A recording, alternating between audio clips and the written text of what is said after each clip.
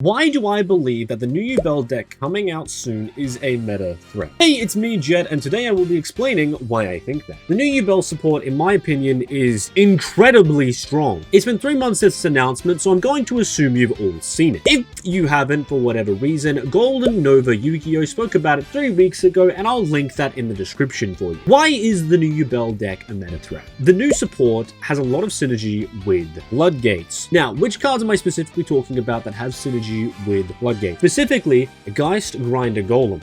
Giest Grinder Golem generates you advantage while also putting a monster on your opponent's side of the field. Now, this monster is a Dark Fiend, meaning you can run cards like Goes and Match, Rivalry of Warlords, and lock them into rather Dark monsters or Fiend monsters. In doing so, also allowing you to have a Yubel on the field, which would then search you a spell card, more or less being their amazing new card. On top of that, you also have cards like Skill Drain. And you might be thinking, Skill Drain, why is this support? Well, let me explain. Nightmare Pain specifically reads as follows. Your opponent takes any battle damage you would have taken from battles involving your Yubel monsters instead. Now, that's insane because that means under Skill Drain, your opponents are still going to take the damage. You might be screaming out, hey Jet, but doesn't that mean that the monsters are going to get destroyed? Fun fact, when Yubel goes to the graveyard and is destroyed, you're allowed to summon out Yubel Terra Incarnate. Then you can summon that out, and then they have to attack it again if they're able to. Then you do that again, and then you go into Yubel at Night Ultimate Nightmare, and then you can attack again, and that's more than 9,000 damage. E.g., under Skill Drain, if you destroy a Yubel, you're going to have a hard time. Especially if it's the Spirit of Yubel, because you can go Spirit of Yubel into Yubel, Yubel into Yubel Terra Incarnate, and then Terra Incarnate into the Ultimate Nightmare. And that right there, that's a lot of damage. That's a lot of damage! So you can 100% play under Skill Drain. The only cards that you can't would have to be Dark Beckoning Beast, and that's about it. You can easily side that out if you're going to play specifically the Sacred Beast engine, because every other card goes off in the graveyard, or when it's on field, it's fine. Samsara Regenerating Lotus tributes for cost and then goes off in the graveyard to summon the Spirit of Yubel. You wouldn't be able to get Yubel's effect on field, which would suck, but just keep in mind, in this game state, no one's doing anything, so it's really not that big of a deal and you can just keep drawing cards. Furthermore, they're probably going to have Giest Grinder Golem on their side of the field, meaning you can punch into it, destroy, and then you can just OTK right there, as long as you have Nightmare Pain on the field. We're going to assume you have Nightmare Pain because it's a 3-of in the deck, it's searchable by multiple different cards, and it's one of the best cards in the deck. Giest Grinder Golem blocks Evenly Matched, Imperm, and Lightning Storm. It also allows Thrust to search talents,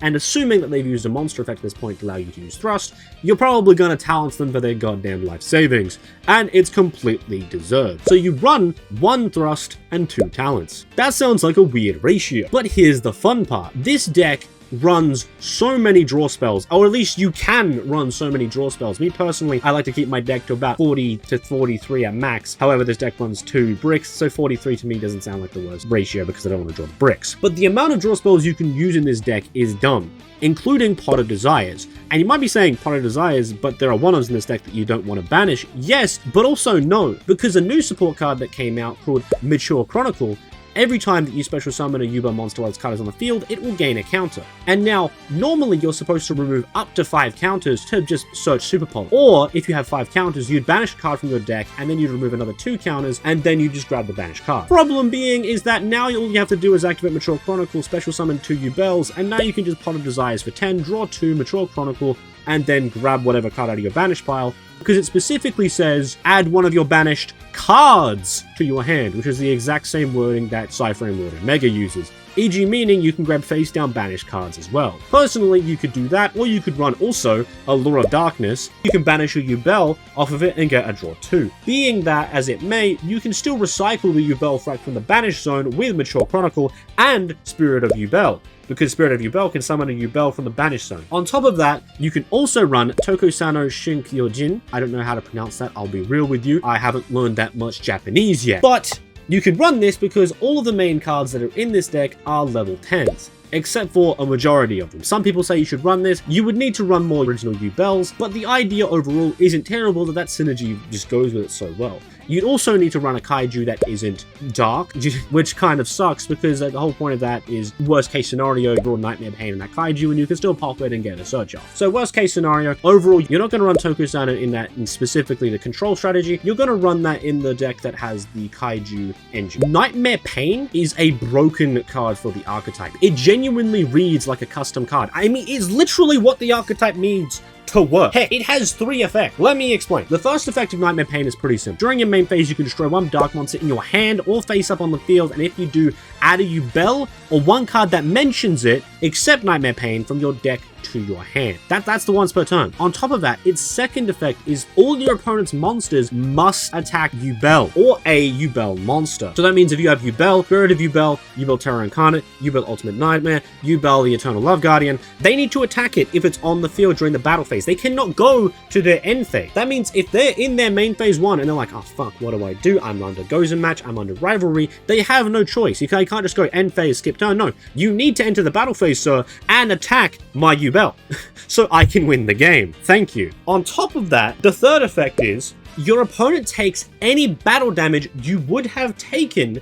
from battles involving your Yubel monsters instead. Now, let me be clear with that wording. That says would have taken. This means specifically you don't need to have taken battle damage from that battle. If the card even says you don't take battle damage, they still take battle damage. That means with Yubel the Ultimate Nightmare and Yubel the Eternal Love Guardian, when they use their effects, it burns for the attack points and then Nightmare Pain goes off, or Nightmare Pain goes off and then it will burn for their attack points. Meaning if you attack with either of those monsters, you do double damage. You can play this deck with a Kaiju engine because interrupting Kaiju Slumber destroys, which is nice. So it will destroy everything on the field or bait and ash, and then you can use Spirit of Yubel effect, Yubel Terror Incarnate effect, and summon out any of the cards that matter. That is insane. On top of that, you get a big ass Kaiju. More likely than not, you're going to go into Gustav Max Burn for 2k, go into the Rail Cannon Juggernaut, and then go into Zeus. Because, hey, Zeus is a strong card, and of course you can play that in this deck. It's really good. Because guess what? Nothing in this deck locks you into Fiends. It's all generic. Well, except if you're playing Rivalry or Gozen, but we're going to assume you're not under Rivalry or Gozen in those specific situations. If you're under Rivalry and Gozen, you're probably winning because they have a Giest Grinder Golem on their side of the field, or a Kaiju. On top of that, you can use cards like Torrential Tribute and Dark Hole because they don't miss timing for Yubel, which is amazing. This has synergy with Unchained, you know, the Fiend deck that specifically destroys for effect? Well, guess what? Yubel cards also get effects on destruction and are also Fiends, so it's perfect. I would genuinely not know what the heck that would look like, but I would love to see a Yubel Unchained deck because it would genuinely be a pain in the ass to deal with. Super Poly is a broken card. You can run multiple Super Poly targets, including Yubel, the Eternal Love Guardian, and now you can just wipe the field. It's insane. One of the best combos is Spirit of Yubel, Giest Golem, and Super Poly in hand. Now, you activate Giest Grinder Golem, summon out Yubel, and now all you do is activate Super Poly and fuse with the rest of their board and attack with Eternal Love Guardian for game. I'm saying, how does that work? Well, if you summon Spirit of Yubel, you probably go to search for Nightmare Pain, or it's in your hand, activate Nightmare Pain. Now you're doing double damage with the Eternal Love Guardian onto the Giest Grinder Golem, and assuming that you used a few materials for the Eternal Love Guardian, because when this card is fusion summoned, you can inflict 500 damage to your opponent for each fusion material, that's game. Up in that point. This deck has incredible OTK potential. On top of that, you can run like 5 other cards, e.g. Guilty Gearfried, the Magical Steel Knight, Starving Venom, My Dragon in the Swamp, and Garura Wings of the Resonant Life. Now, I mentioned before that this deck doesn't lock you into anything, and that's completely true. You can play multiple generic monsters, Zeus, Gustav Max, SP Little Knight, the BLS Link, so many good cards. The eternal favorite trap card. I haven't even mentioned this trap card yet. Oh god. Oh god, this trap card.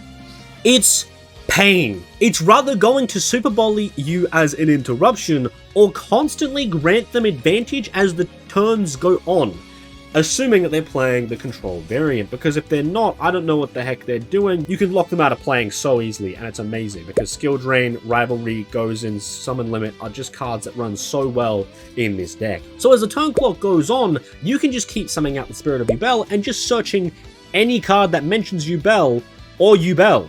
That's nuts. So you just keep generating advantage as stuff goes on. On top of that, with the Mature Chronicle, every time you summon said Yubel, you can just keep grabbing all the cards that you've Pot of Desires away. This deck has so many different ways of playing that it is genuinely exciting to think about. But that's why I truly believe that the new Yubel deck is soon going to be a meta threat. They're going to go into the match going, why is this person playing a Yubel deck? Yubel sucks, and they're going to read all the cards, not understand what's going on, and then you're going to attack them for their life savings and burn them for everything. Or you're going to lock them out of their entire deck. One of the two. Now, as soon as this deck would become any semblance of rogue, it's going to become weaker, especially when they know just to negate Giest Grinder Golem if they're going second, so they don't just get super poly with their life savings.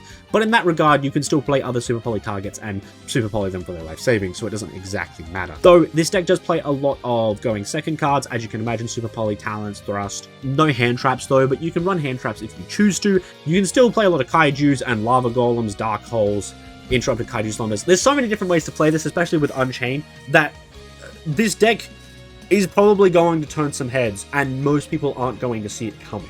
And I think that's where the strength of this deck is really going to come from, is that it has so much strength that no one's going to know about, because Yubel's not a good deck. Why would I care about that? The fact of the matter is that they're going to be reading your cards and going, how the heck are you adding a card off of Pot of Desires? It's banished face down. And then you can just pass over Mature Chronicle and say, it says banished cards, actually. Oh yeah, I'm summoning a monster to your side of the field and a Yubel. Activate Super Poly? Oh, there's a lot of things that people aren't going to be aware that's coming, and I think that's where a lot of it's going to come from. Once people know what's coming, it's going to be a lot less strong, because they'll just know, okay, I'm going to pop that Nightmare Pain as much as possible, I'm going to try and get rid of the Floodgates as fast as possible, so on and so forth. But for the most part, you have ways to play around a lot of the ways that they have to play around you. So that's great. Is this deck going to be a meta threat? I think if a good player is playing it, it's going to be really good. I think if you're a good player at this game and you're playing this deck, you're going to really do well at locals, maybe even a couple YCSs, maybe a couple regionals. At a YCS level, I don't know, because they're probably going to see it coming, but I know YCS there's so many players that wouldn't even know about it. It really just depends on how well this video does, if I'm being honest. Because as soon as this video does really well, people are going to be prepared for it, and then they're going to be running more cards that can deal with the floodgates, so on and so forth. My personal opinion on that is good. They probably need to be doing that. So, understandably, I genuinely think that this deck is going to be good. Yeah, share it with your friends, and also subscribe and hit the bell, because this channel is new, and I'd like it to get as many subs as possible, honestly. Yeah. Bye.